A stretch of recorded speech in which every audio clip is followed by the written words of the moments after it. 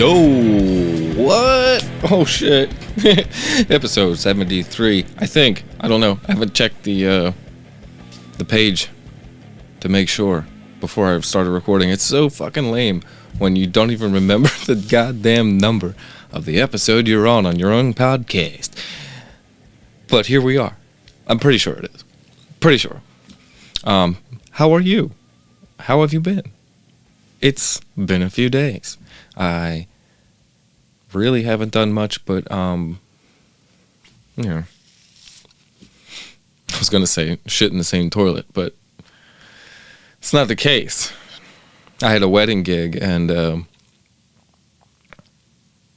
I work with a band that they do, like, weddings, and they also do, like, they're a cover band, so they do, like, bars and stuff like that. So this particular night, Saturday, we were at a wedding. What the fuck was it? Newtown, Pennsylvania. It was like about an hour away from where I am. And I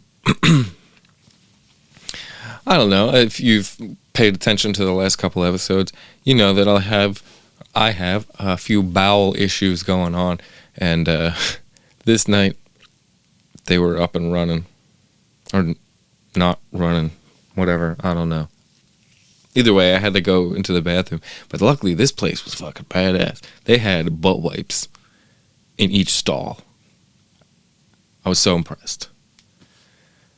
I just saw the camera shake. I feel like I'm at the joint.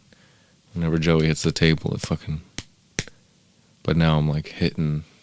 Because it's touching what I'm sitting on. But anyway, they had butt wipes in each stall for... get that doo-doo off your poo-poo. Get your poop, whatever the fuck. And I had to go in there like 2 times. It's fucked up, man. I usually try to like go before I leave anywhere. When I go to Joey's to do the joint, of course, I'm sitting there fucking trying to take a shit before I go, so I don't have to fucking sit there feeling like, oh, I gotta go. Because I don't want to go at Joey's. I don't want to go to anybody's house. And I'm trying not to go at any like restaurants or stores or anything like that. But sometimes it happens. Sometimes you gotta. But I go prepared. I bring the Prep H. I brought my own butt wipes just in case. Put it in my backpack. But these guys, they came prepared, man. That was fucking awesome. But, yeah. It was a fun night. Lots of cover songs and live sound. But, I'm in the bathroom the second time at the end of the night. The band's like sitting there listening because my friend recorded the band on the mixer. So it's just like, however many tracks it was. And they're listening to it back on the MacBook, just a shitty sounding MacBook. And they're all like really impressed by the way it sounds. And it sounded good. It was all even and everything, It was all unmixed, but whatever. So as they're sitting there, I'm like, taking the lights down, putting them in their bags, and I get to a point where I'm not sure exactly what to do next, and all of a sudden I feel like, bloop. I had to go. I'm sitting there like in the process of wiping, and I get a text from the singer. Can you help us pack the van? Yeah, that's what I drove here to do, to help you do. Right? Like, obviously, like I don't disappear the whole night. I'm standing there next to the sound guy and helping do anything that they need, and I don't know. I just felt like, what the fuck? Like, really? I can't even go in here. Like, what if it was just a pee break? It would have been faster. Maybe she wouldn't have had to text me, but that extra like 2 minutes.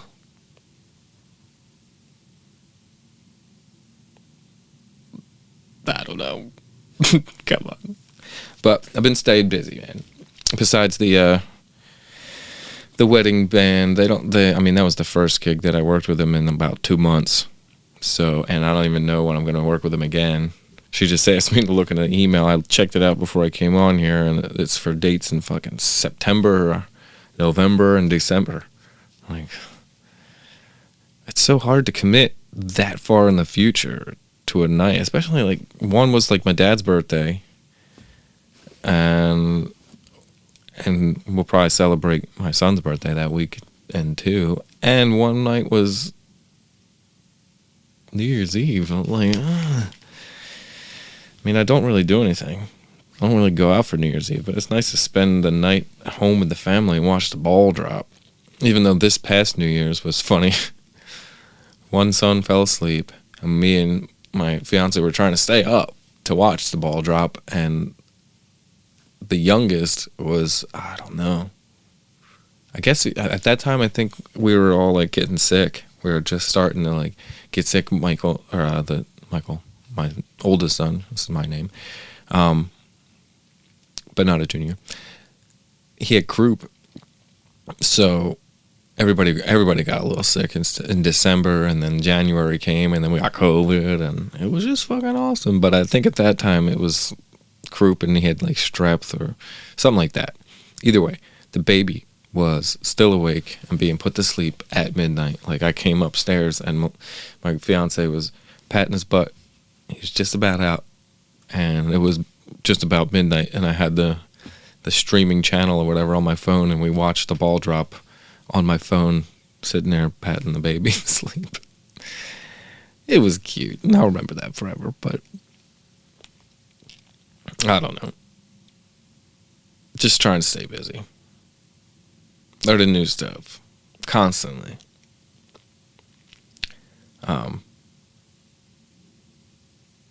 Doing a lot more work and shit. Rogan hit me up to ask for some posters for some shows, and I did a couple of them, and he keeps adding more dates, so I'm just going to keep making more. I'm making more. Because that's what I do. But yeah, I'm just trying to learn more and more shit, because I really want to make those things, those posters, and all the shit that I do with Joey, and who knows if he's going to go back on tour again, if he gets back into stand-up. I want to make them, tip-top, magoo. You know what I'm saying? I've been doing it real, I don't know. I've been using ways to get away with making it look like, I don't know. I mean, I still do it. I don't use Photoshop, but I Photoshop, a photo composite. So I'm just trying to learn more and more ways of doing it, and methods and workflows and shit like that, so that not only can I have like different ways that I can make shit look, but I can also do shit more efficiently. And that Skillshare is really fucking helping me with that, man, because you can watch more in-depth videos than the YouTube tutorials. And another thing is Patreon, too. So many artists that I've seen on YouTube that have a Skillshare class besides their YouTube channel will also have a Patreon that they also do the same YouTube tutorial, basically, but way more in depth. So, there's that. I really hope that I can use this video, because I don't feel like getting up right now to move the camera from where I'm hitting it with this thing. Such is life, such is life. But, I mean, maybe I should just stop moving. See, even if I go like this. That shit's moving, right? Yeah. I just get so excited, man. I just don't know what to do. I can't contain myself in front of a camera. But yeah, it's almost 150 episodes of Uncle Joey's Joint, man. I can't believe that shit, man. I cannot believe it. Like, it literally feels like yesterday I got an email from him asking if I wanted to do this with him. And we're almost at 150. I think the next one's 140. It's just fucking incredible, man. Just to be... And I read this on one of the comments on the last episode of The Joint. Somebody said, can you imagine being Mike and being able to go there and just sit there and being the only one? Like, it's a solo, one-man show. The opposite, one-man audience. And I know I'm fucking lucky. I got real lucky. Just working with these guys. Being able to fucking... I mean, they are really... They're comedy fucking legends, man. You know? And they're humans. That's the other thing you gotta think about, too. And that's kind of how... I've thought about it from the beginning, you know? I always thought that it'd be weird, like, around somebody famous or, you know, somebody that I really admired. And I probably would be. Maybe if I met Joe, I don't know. Who the fuck knows? But when I met Joey and continuously, as I keep going over there every week, you know, it's really cool to see that side of him. Because not everybody does, you know.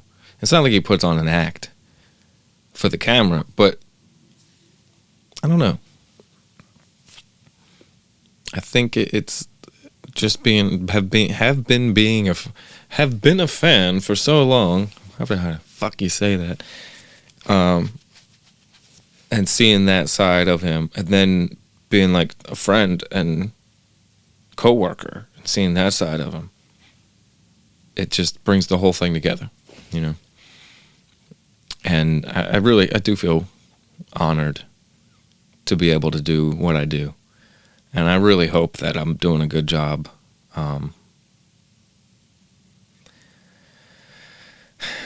Any person, especially any like artistic person or a person that wants to be an artist or whatever the fuck,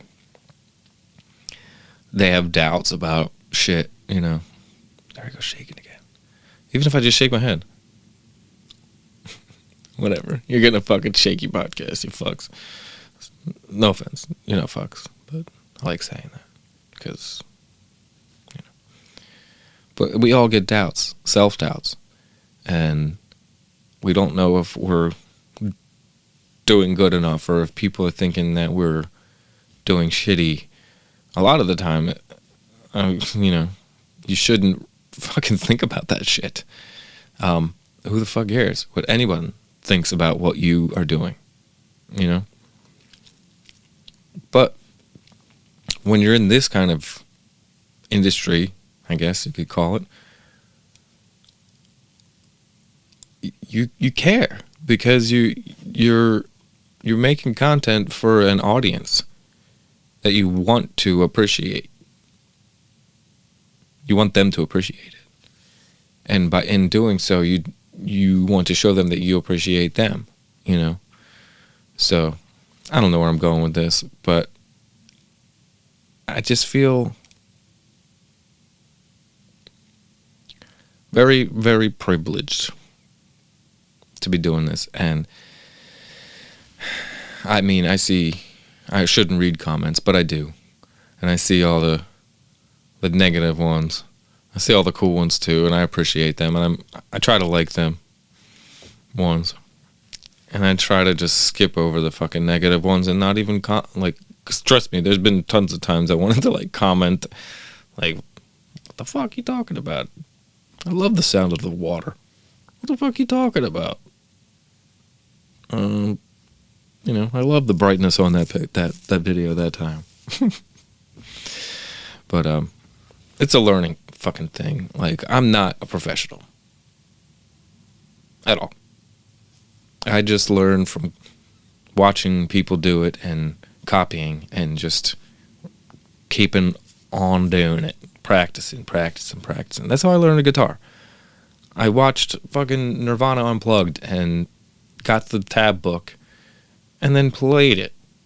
It was numbers. And I figured, you know, this side would be the beat and this side is where you got to keep your hands for shit.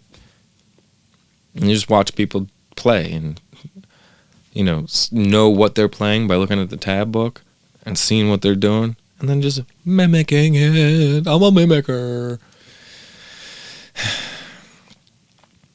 So anything that you see done on this or the joint, it's just me trying shit out or trying to figure shit out. Like when the fucking shit got real bright in them couple episodes. It's because I turned it from 30 frames per second to 60 on the HDR on the iPhone 12. And I didn't realize that when you do that and put it through Premiere Pro, it just fucking... It, like, blows it out somehow for some reason. Maybe I didn't have the scene setting on the right fucking... I'm still learning. I learned how to put it together from watching some Skillshare videos. What the hell are they called? Jordy from Cinecom.net. Those guys are fucking awesome. They have a YouTube channel, and that dude had, classes on Skillshare, and he has Premiere Pro and whatchamacallit, the other one, After Effects. And I watched them both, but I had to rewatch the Premiere Pro one a couple times and take some notes and figure out how to, like, the main thing I was having trouble on was figuring out how to export shit and make it look right. And that's still kind of what I do every fucking time, man. But I just want you guys to know that I really do try, and I try to take into account things that you say, but also not, because who the fuck are you? Just kidding. But not. But it really means a lot to me that he asked me to do this, and that I can continue to do it. And just sometimes I feel like I want to thank him. And I do thank him. We thank each other. He thanks me too. He's like, I'm glad we're doing this. I'm glad it's working out, And I am too. I love him, man. This has been a huge learning experience. And, as long as this lasts, I'm going to fucking do it. And we'll see what happens after that. I can take this and do something else with it, And who knows how long this is going to last. I mean, he says he wants to quit doing comedy. He wants to start doing it again. He only wants to do the podcast for another year. He wants to do it for 2. He wants to have a co-host. He wants to put me on there as a co-host. It's all day to day, week to week. And I'm cool with that, Because this has been the biggest opportunity I've ever had, really, Working at a law firm, fucking taking people's houses for 20 years. I feel fucking ashamed doing that shit almost, But that was also an opportunity that I had to make money and have health insurance. It's a fucking shitty world, man. Like, not a shitty world. It's just a shitty system, kind of, that we have to put up with all this crap. And even now, like, I don't get health insurance through the podcast or anything. But, I never knew really how much it was out of pocket. Now I do. Holy fuck. And that's probably why I wasn't getting paid more at my previous jobs, because I was putting so much in the fucking health insurance. Every 2 weeks, you gotta... It's basically, the same fucking thing. It's about $500 a month, man.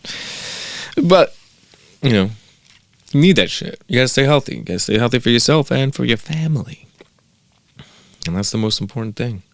I got a phone call from Pauly Shore.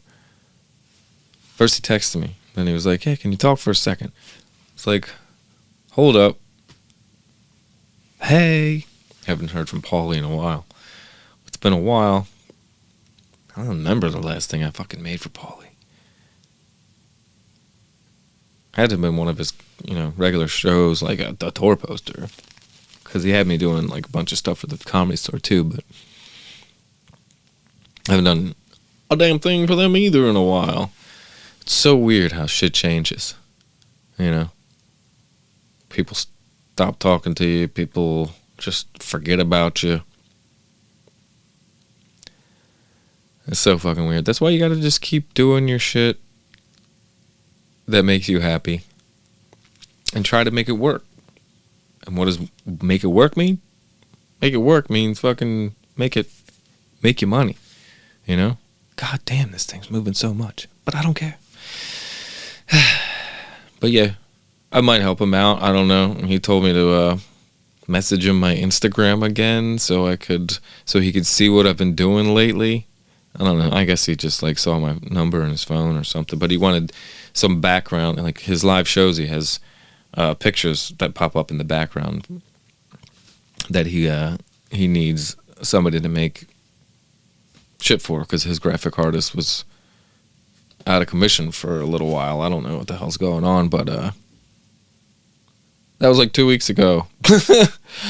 Hey man, it's all good. I'm pretty fucking busy, but it's cool that Pauly Shore was thinking about me. I wasn't at what is it, Chipotle. It was the first time he called me, and I happened to be at Chipotle, and I wanted to go over there to the soda machine and wee some juice real quick. I fucking love that. Encino Man, back in the day. I used to watch that movie over and over again. And now if I go to watch it, it's a little different. It's a little weird now that I kind of know him a little bit. And I don't know. You weasel. Anyway, that's about it. I'm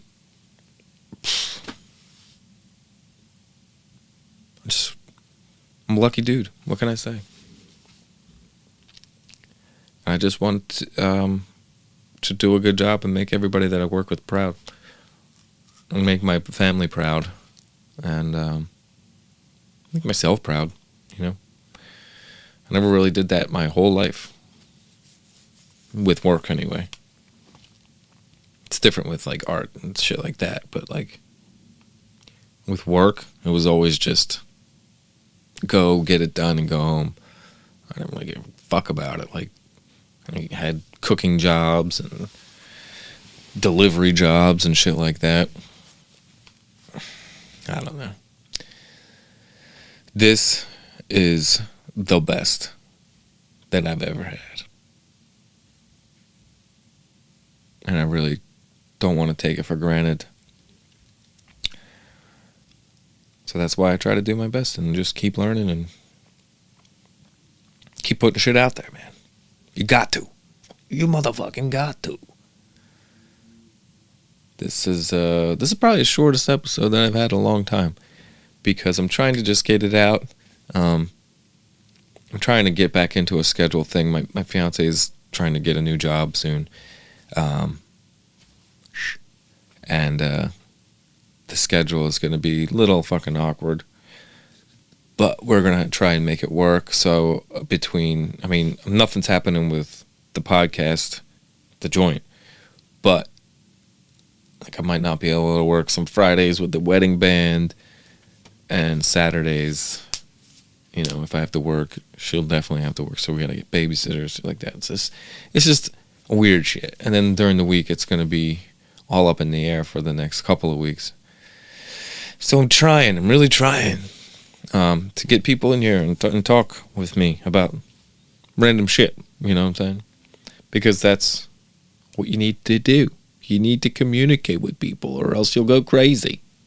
That's what I hear. But thanks for tuning in, all 50 of you. If it gets to 50, fucking A, rock and roll. It'd be cooler if it was like all 50 of you sitting right here. That'd be like a badass show, and it's a weird thing, but I can imagine 50 people just chilling back in the background, not being loud at all, just totally silent, invisible. No, it's cool. I'm